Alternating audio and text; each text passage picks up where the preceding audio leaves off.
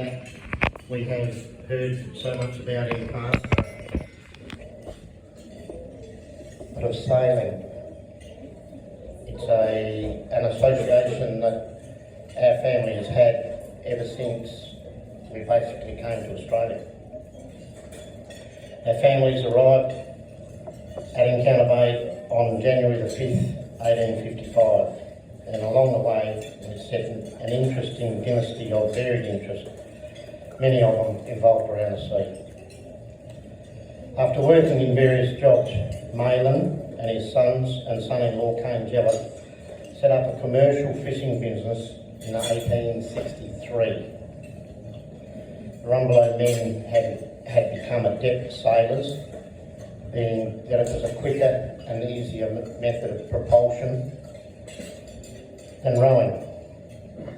The family boats of that era, the Ferret, the Rambler, the Spray, the Ivy, Brigand, Stranger and the Swallow, all performed well at sea, and it wasn't long till necessity turned from adventure to competition.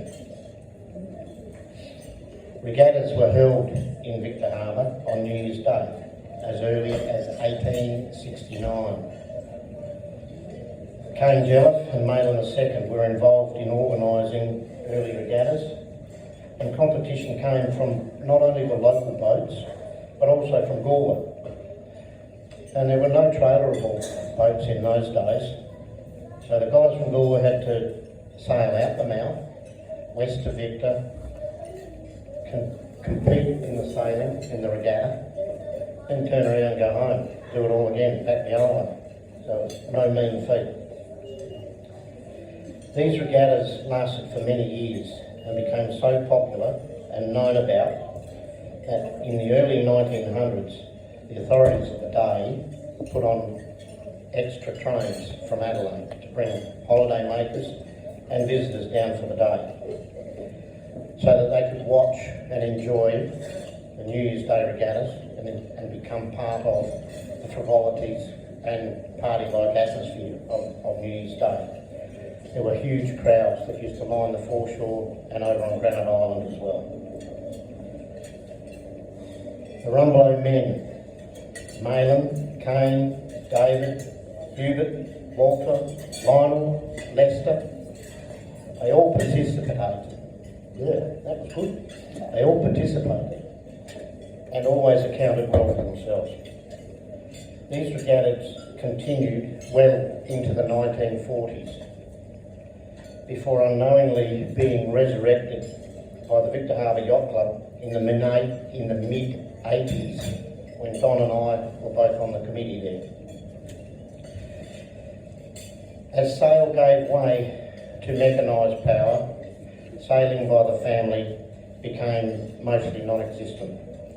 Yeah, Dad had sails on Grey Lynn and Tapperoo, but they were auxiliary forms of power and steadying sails and rarely used.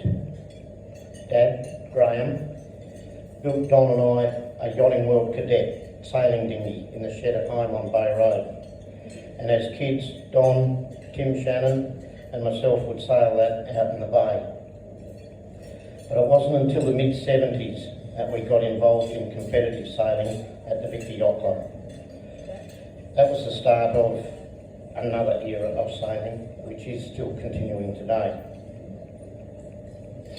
Neil Avery, a descendant of Mahalia, sailed competitively from the Port Melbourne Yacht Club for many years, sailing moths, jolly boats, lightweight sharpies, competing at club level and in Victorian and national titles.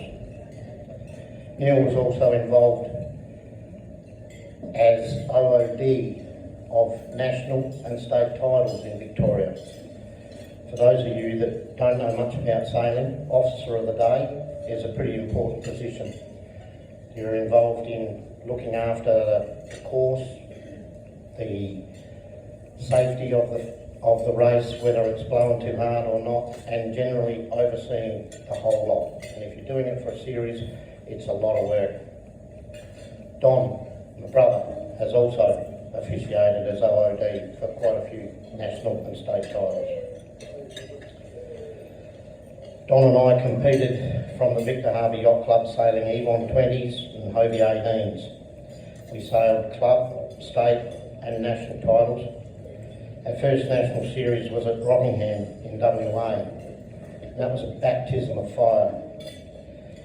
We towed the boat across the Nullarbor, 20-foot catamaran on the back of the car. It was a fair drag. But we had a lot of fun. In Rockingham, they had a little bay. It was called the Turtle Factory. And the wind was like this, flat calm. You'd be rigging your boat. You get about 200 metres offshore and hang on, because the Freo doctor was coming and blew its arse off. Another nationals in Frankston saw me in the unfamiliar place of leading a nationals heat. We were about 2/3 of the way through the race. My crew went to sleep. We caught a puff of breeze and we were arse over head. So we went from first to nearly last. But we got the boat up and we finished, so it wasn't all bad. In a build-up to another national series here in Victor, before the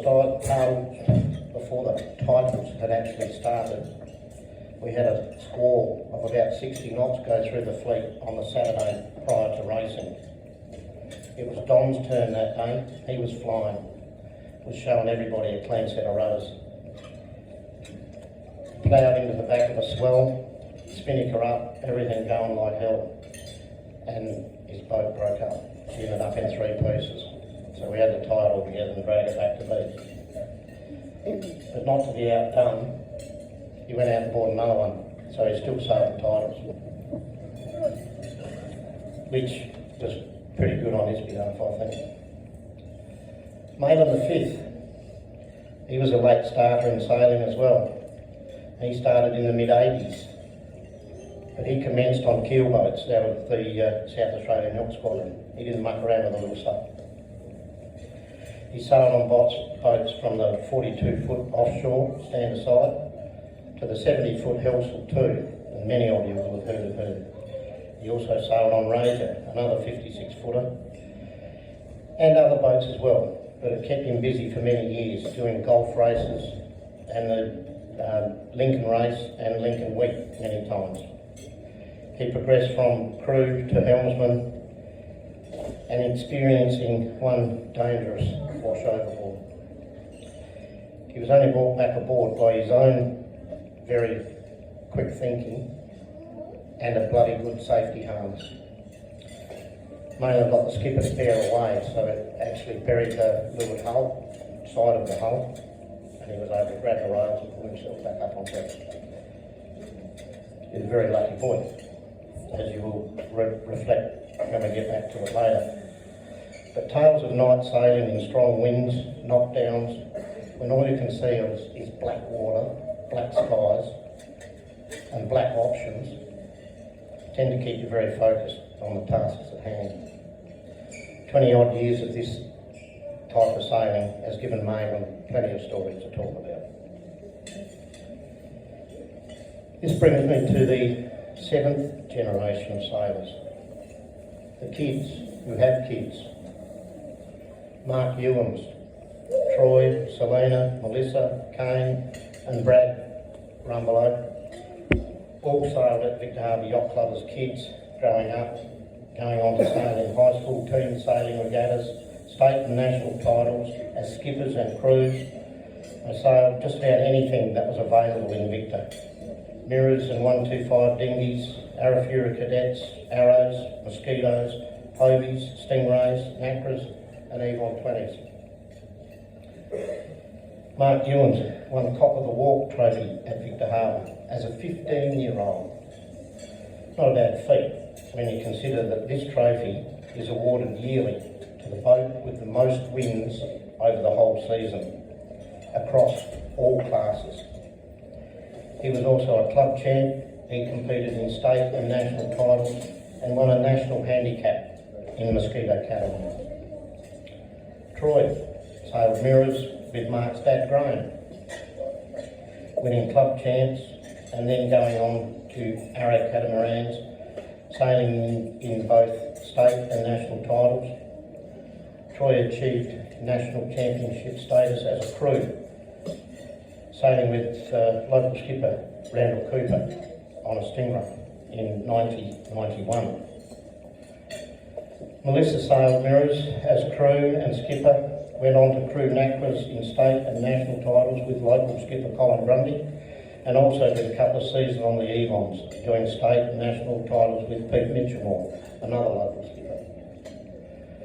Brad started sailing as a crew on a Mozzie. He progressed to skipper in the Mirror, went on to the Arafura Cadet for a little while, winning state titles there, and then into Arrows, where he won 2 junior national titles. He eventually went on to sail Evons in club, state and national series also. Shit, I forgot Selena. Not really. It's easier to speak of her last. To summarise quickly, what hasn't Selena done? Starting in mirrors, she went on to 125 dinghies, Arafura Cadets and Arrows, and crewing on Stingrays for state and national titles. In 93-94, she won the Arafura Cadet Nationals in Rye, Victoria. 94-95, she again won nationals and state titles, this time in Kingston on KI. In 95-96, she took home her 3rd nationals trophy, winning 7 out of the 8 races. The race she lost, she had a problem with her sail. She had to tip the boat over, swim to the masthead, correct the problem, right the yacht, and still finish. And she wasn't far off the pace at that stage either. She also won the States again that year, and finally managed to win a club championship. So she'd won States and Nationals and what have you before she even got the club champ. 96 also saw her named as the Victor Harbour Times Goolwa Rotary Club Sports Star of the Year. And in 97, she won the South Australian Women's, sailing regatta in a 420 dinghy. Not a bad resume for a young woman still not 20 years old. Selena worked for Rural Press here in Victor, was transferred to their Adelaide office and eventually to head office in Sydney, where she kept sailing her Arrow for a few years before succumbing to the lure of keel boats on Sydney Harbour and Blue Water Ocean Series as well.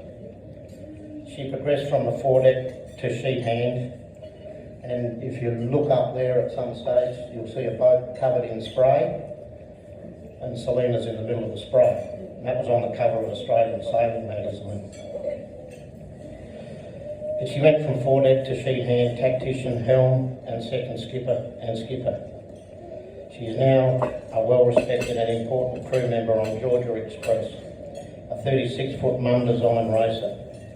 She has taken on the skippering in Women's Series on Sydney Harbour, finishing second in that series in 2023. And incidentally, last weekend she won that series.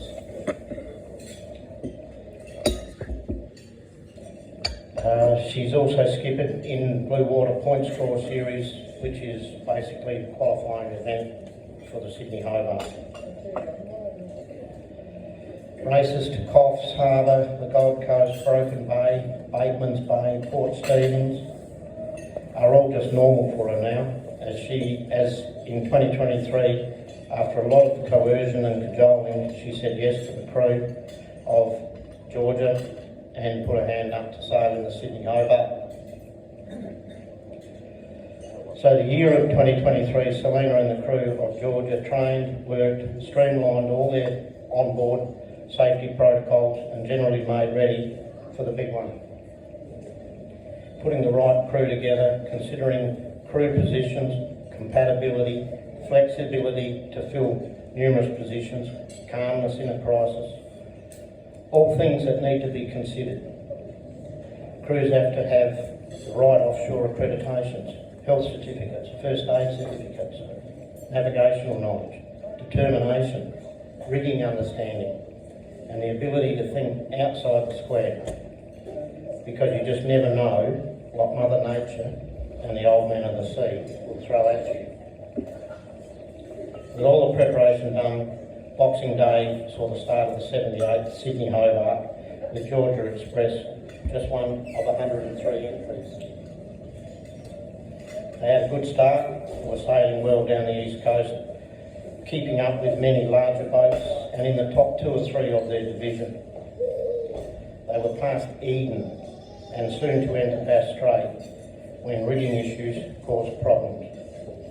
With the threat of worsening weather and not being able to correct the rigging at sea, the decision to retire was made. Their race was done. Retiring, they limped back to Sydney. 103 entries, 85 finishes, 628 nautical miles in a straight line, or 1,163 kilometres. Law Connect was the eventual winner of the race in just 43 hours and 3 minutes. An average speed over that distance of 14 knots, or 27 kilometres an hour. But we all know yachts don't sail in straight lines. Selena decided not to do the 24 race, as she thinks 36-footer just ain't big enough. And Georgia once again had to retire last year. This time with more damage from broken spinnaker pole at night, surfing down large swells at 20 knots, and an electrical fire, which wiped out all of their instruments. So once more they limped back to Sydney, but still in one piece. The 24 Sydney Hobart had 2 deaths during the race, both from head injuries. One sailor washed overboard at night in heavy conditions also. A very lucky man to be wearing extra safety gear. He was wearing a PLB, or a personal locator beacon with AIS capability, automatic identification system. Basically, this means that his personal device was picked up via a radio signal, transferred to a satellite GPS system, and the boat he was on was able to sail back to where he'd gone over the side and pick him up. So it's a pretty nifty bit of gear, but it saved his life. These incidents highlight the danger, not just of ocean racing, but right down to club level of sailing. There are more deaths from sailing than alpine, cross-country or downhill racing. For those unlucky enough to go over the side, as I referred to Malin earlier, there is a 70% chance that they don't come back. So he's a lucky boy. I think it's only fitting at this time that we also take a moment to reflect and remember those of our family that haven't come back. Head injuries, broken bones, lost fingers, hypothermia, all things happening on a regular basis. There are millions of people sailing every day, worldwide, taking these risks. Why? Why do we do it? Because it's in our blood and it's bloody good fun. Thank you.